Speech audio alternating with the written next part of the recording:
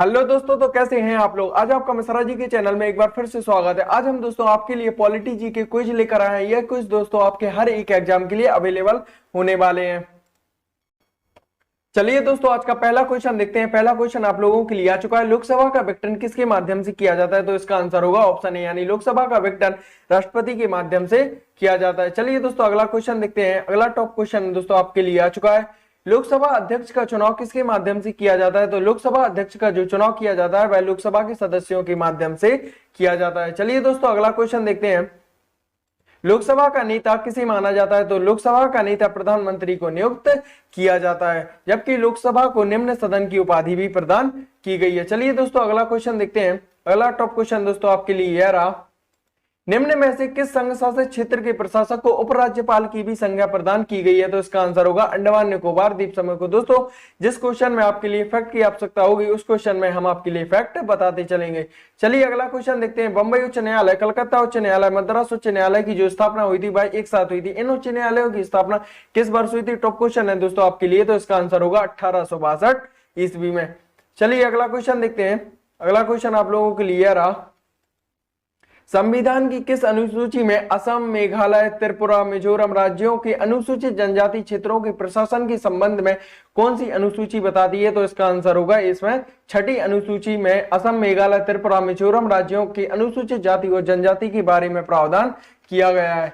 चलिए दोस्तों, अगला क्वेश्चन देखते हैं।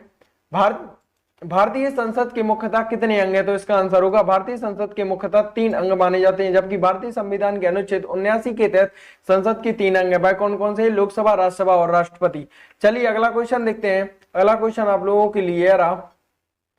संविधान सभा के संवैधानिक सलाहकार किसे नियुक्त किया गया? तो इसका आंसर होगा संविधान सभा के संवैधानिक सलाहकार BN राव को नियुक्त किया गया है। चलिए अगला क्वेश्चन देखते हैं।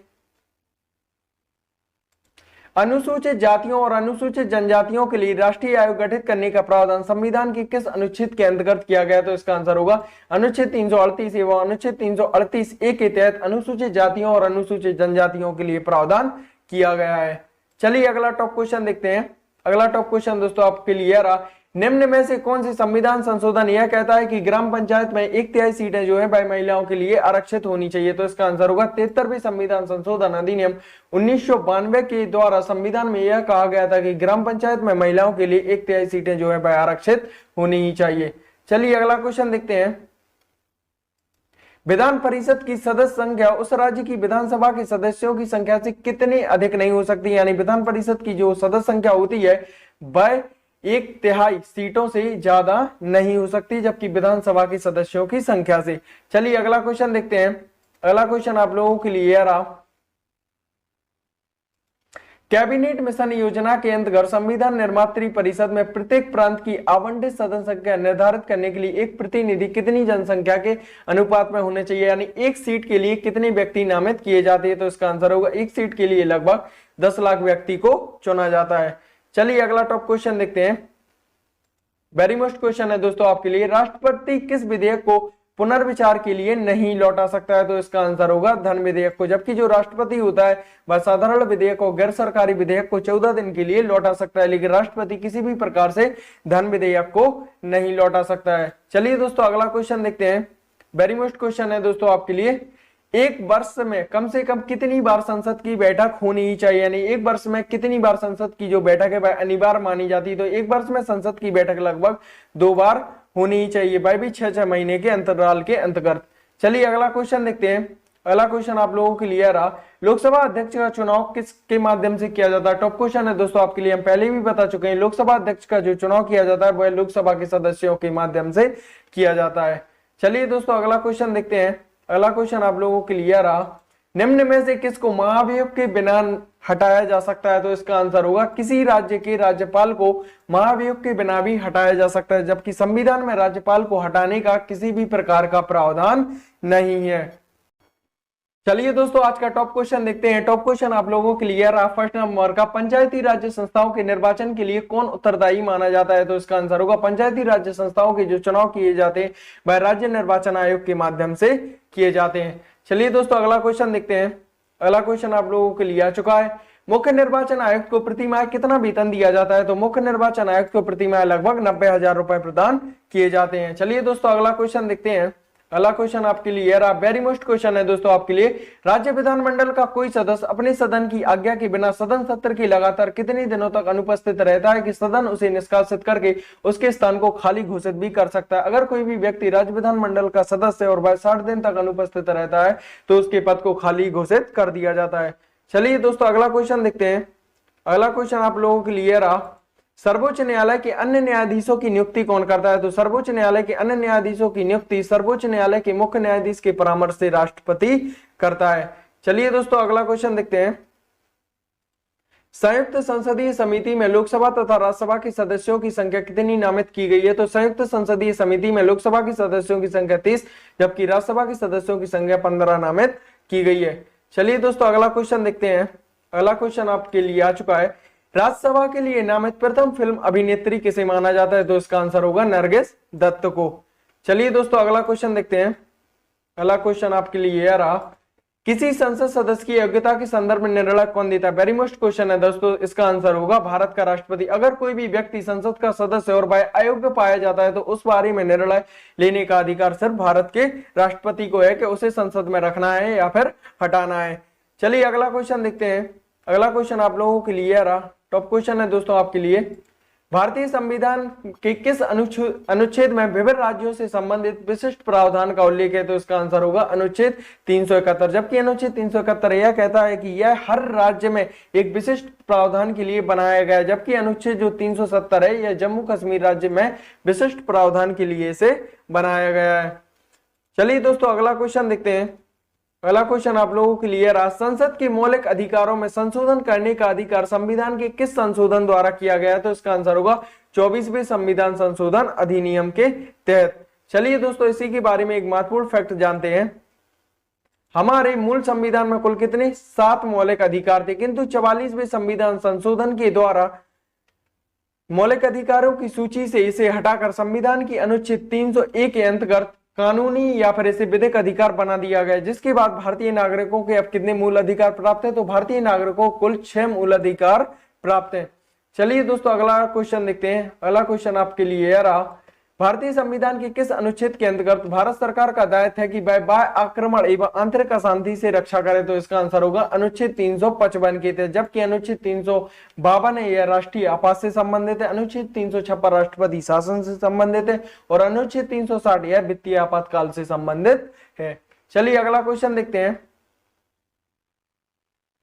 अगला क्वेश्चन आपके लिए निम्न में से किसके द्वारा यह उद्गार व्यक्त किया गया था कि भारतीय संविधान जो है यह भारतीयों की इच्छा अनुसार होगा? तो यह महात्मा गांधी जी ने इसे व्यक्त किया था। चलिए अगला क्वेश्चन देखते हैं।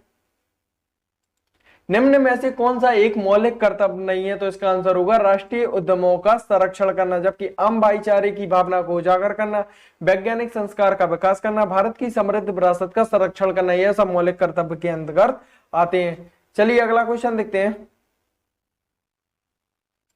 राष्ट्रपति पर महाभियोग का आरोप एक संकल्प के रूप में संसद के किसी भी सदन में इसे लाया जा सकता है। यह कम से कम कितनी दिन की लिखित सूचना के बाद प्रस्तुत किया जाना चाहिए? यानी जब संसद के कोई भी व्यक्ति राष्ट्रपति पर आरोप लगाते हैं तो राष्ट्रपति को सबसे पहले 14 दिन पहले इसे सूचित करना होता है। चलिए अगला क्वेश्चन देखते हैं।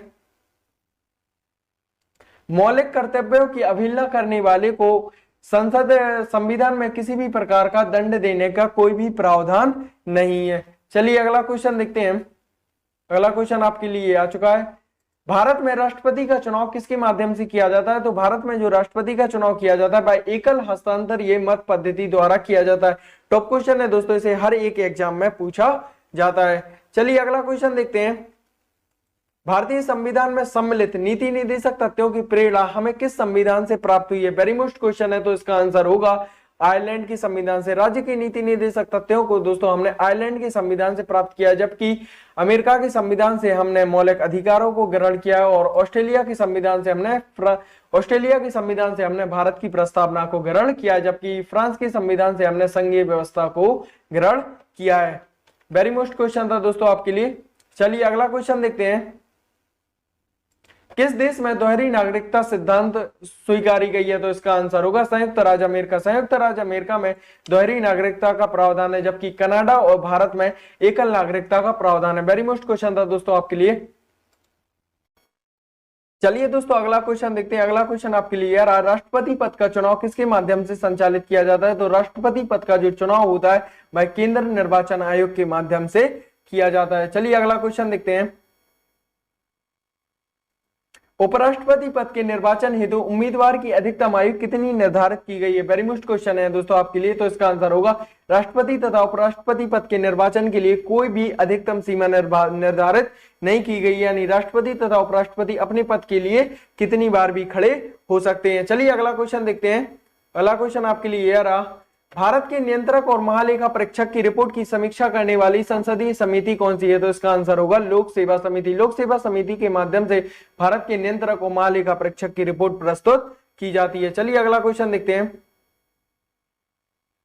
राष्ट्रपति शासन में राज्य का प्रमुख शासन संचालक कौन होता है? वेरी मोस्ट क्वेश्चन है दोस्तों। राष्ट्रपति शासन में राज्य का प्रमुख शासन संचालक राज्यपाल को घोषित किया जाता है। चलिए अगला क्वेश्चन देखते हैं। राष्ट्रपति किस स्थिति में अध्यादेश जारी कर सकता है? तो इसका आंसर होगा सदन के अधिवेशन न रहने की स्थिति में। जब सदन में किसी भी प्रकार की अधिवेशन नहीं हो रहे हैं तो राष्ट्रपति प्रधानमंत्री को एक पत्र लिखता है, उस पत्र के माध्यम से अनुच्छेद 123 के माध्यम से राष्ट्रपति अध्यादेश की घोषणा कर सकता है। चलिए अगला क्वेश्चन देखते हैं। अगला क्वेश्चन आपके लिए यह रहा, अगर दोस्तों आपने रीजनिंग गुरु मिश्रा जी के चैनल को लाइक शेयर एंड सब्सक्राइब ना किया हो तो कर ले। राज्य विधानसभाओं के कुल 4132 स्थानों में से कितने स्थान अनुसूचित जातियों एवं अनुसूचित जनजातियों के लिए आरक्षित किए गए? तो इसका आंसर होगा 1109। चलिए अगला क्वेश्चन देखते हैं। अगला क्वेश्चन यह रहा है आपके लिए, संसद के दो प्रमुख अधिवेशनों के बीच अधिकतम कितने समय अंतराल की अनुमति होनी चाहिए? तो इसके आंसर होगा 6 महीने के अंतर्गत संसद का एक अधिवेशन तो होना ही चाहिए, जबकि साल में 2 अधिवेशन होने चाहिए। चलिए अगला क्वेश्चन देखते हैं। अगला क्वेश्चन आपके लिए आ चुका है, भारतीय संविधान के अनुसार देश का प्रथम नागरिक कौन होता है? तो इसका आंसर होगा भारतीय संविधान के अनुसार देश का प्रथम नागरिक राष्ट्रपति को घोषित किया जाता है, जबकि भारतीय संविधान के अनुसार देश का दूसरा नागरिक कौन होता है? इसका आंसर आप कमेंट में जरूर लिखें। चलिए अगला क्वेश्चन देखते हैं। अगला क्वेश्चन यह रहा, लोकसभा अध्यक्ष के संबंध में निम्न में से कौन सा कथन सही है? तो इसका आंसर होगा यदि वह त्याग पत्र देना चाहे तो वह अपना त्याग पत्र लोकसभा उपाध्यक्ष को देगा, जबकि राष्ट्रपति अपना त्याग पत्र उपराष्ट्रपति को देगा, प्रधानमंत्री अपना त्याग पत्र राष्ट्रपति को देगा, सर्वोच्च न्यायालय का मुख्य न्यायाधीश भी अपना त्याग पत्र किसे प्रस्तुत करता है? राष्ट्रपति को प्रस्तुत करता है। चलिए अगला क्वेश्चन देखते हैं। अगला क्वेश्चन यह रहा, प्रथम बार राष्ट्रपति शासन किस राज्य में लागू किया गया था? जबकि राष्ट्रपति शासन जो लागू किया जाता है वह अनुच्छेद 356 के माध्यम से किया जाता है। प्रथम बार राष्ट्रपति शासन पंजाब के पेप्सू जिले में लागू किया गया था। चलिए अगला क्वेश्चन देखते हैं। अगला क्वेश्चन यह रहा आपके लिए, निम्न में से कौन राज्य सूची में है? तो इसका आंसर होगा रेलवे पुलिस, जबकि रेलवे पुलिस को जो तनख्वाह प्रस्तुत की जाती है वह राज्य के माध्यम से की जाती है। चलिए अगला क्वेश्चन देखते हैं। अगला क्वेश्चन आप लोगों के लिए आ चुका है, सर्वोच्च न्यायालय के मुख्य न्यायाधीश कौन है? आपके लिए ऑप्शन है हीरालाल जेककानिया, के.एन. बांचू, एस.एस. सिकरी या फिर वाई वी चंद्रचूड़। तो इसका आंसर होगा सर्वोच्च न्यायालय के प्रथम मुख्य न्यायाधीश थे वाई वी चंद्रचूड़। चलिए अगला क्वेश्चन देखते हैं।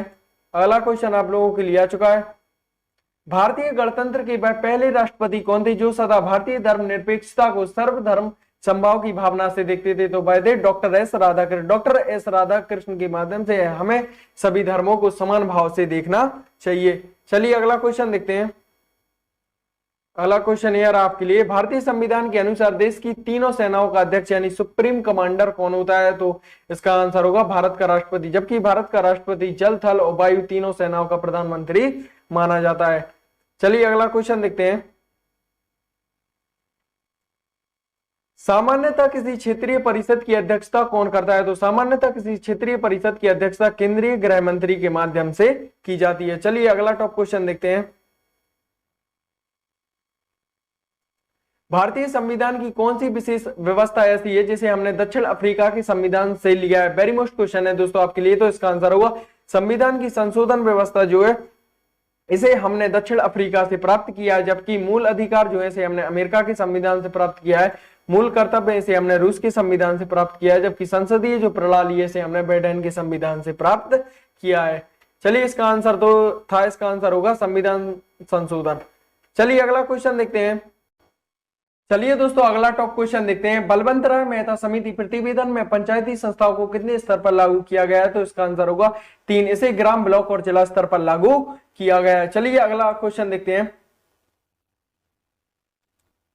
राष्ट्रपति सर्वोच्च न्यायालय के अन्य न्यायाधीशों की नियुक्ति किसके परामर्श से करता है? तो इसका आंसर होगा सर्वोच्च न्यायालय के मुख्य न्यायाधीश के परामर्श से राष्ट्रपति अन्य न्यायाधीशों की नियुक्ति करता है। चलिए अगला टॉप क्वेश्चन देखते हैं। भारतीय संविधान में सर्वोच्च न्यायालय तथा उच्च न्यायालय को न्यायिक पुनर्विलोकन की शक्ति किसके माध्यम से प्रदान की गई है? तो इसका आंसर होगा अनुच्छेद 32 के माध्यम से। अगर आपके मौलिक अधिकारों का हनन हो रहा हो तो आप अनुच्छेद 32 के तहत सीधे सर्वोच्च न्यायालय में प्रवेश कर सकते हैं। चलिए अगला क्वेश्चन देखते हैं। निम्न में से कौन राज्यसभा की एकांतिक शक्ति के अंतर्गत आता है? तो इसका आंसर होगा अखिल भारतीय सेवाओं का सृजन। चलिए अगला क्वेश्चन देखते हैं। नियुक्ति के समय निम्न में से कौन प्रधानमंत्री संसद के किसी भी सदन का सदस्य नहीं थे? तो इसका आंसर होगा श्रीमती इंदिरा गांधी। जब भी कोई व्यक्ति प्रधानमंत्री के पद पर नियुक्त होता है तो उसे संसद के किसी ना किसी सदन का सदस्य होना अनिवार्य माना जाता है, चाहे वह लोकसभा का सदस्य हो या फिर वह राज्यसभा का सदस्य हो। चलिए अगला क्वेश्चन देखते हैं। पहला क्वेश्चन आपके लिए यह रहा, लोकसभा के अध्यक्ष को कैसे हटाया जा सकता है? तो इसका आंसर होगा लोकसभा के सभी सदस्यों के बहुमत पारित संकल्प के माध्यम से लोकसभा के अध्यक्ष को हटाया जाता है। चलिए अगला क्वेश्चन देखते हैं। भारत के नियंत्रक एवं महालेखा परीक्षक द्वारा प्रस्तुत प्रतिवेदन के आधार पर कौन सी समिति नियुक्त की गई है? तो इसका आंसर होगा लोक सेवा समिति। चलिए अगला क्वेश्चन देखते हैं। दल बदल निरोधक अधिनियम जिस तिथि को पारित हुआ वह तिथि कौन सी है? तो इसका आंसर होगा 15 फरवरी 1985 या 15 फरवरी 1985 में दल बदल निरोधक अधिनियम लागू हुआ था। जबकि दल बदल निरोधक अधिनियम के तहत आप सीधे लोकसभा से राज्यसभा में प्रवेश कर सकते हैं, जबकि राज्यसभा से लोकसभा में प्रवेश कर सकते हैं। चलिए अगला क्वेश्चन देखते हैं। अगला क्वेश्चन आपके लिए यह रहा, संघीय मंत्री परिषद अपने आचरण के लिए किसके प्रति उत्तरदायी मानी जाती है? तो संघीय मंत्री परिषद अपने आचरण के लिए लोकसभा के प्रति उत्तरदायी मानी जाती है। चलिए अगला क्वेश्चन देखते हैं। राज्यसभा के लिए राष्ट्रपति द्वारा कितने सदस्य नामित किए जाते हैं? तो इसका आंसर होगा 12। जबकि यह जो 12 सदस्य होते हैं इन्हें कला, साहित्य, विज्ञान, सामाजिक क्षेत्र में विशेष ज्ञान प्राप्त होता है। चलिए अगला टॉप क्वेश्चन देखते हैं। सर्वोच्च न्यायालय में न्यायिक कामकाज के लिए किस भाषा का प्रयोग किया जाता है? वेरी मोस्ट क्वेश्चन है दोस्तों आपके लिए। सर्वोच्च न्यायालय में न्यायिक कामकाज के लिए अंग्रेजी भाषा का प्रयोग किया जाता है। चलिए अगला क्वेश्चन देखते हैं।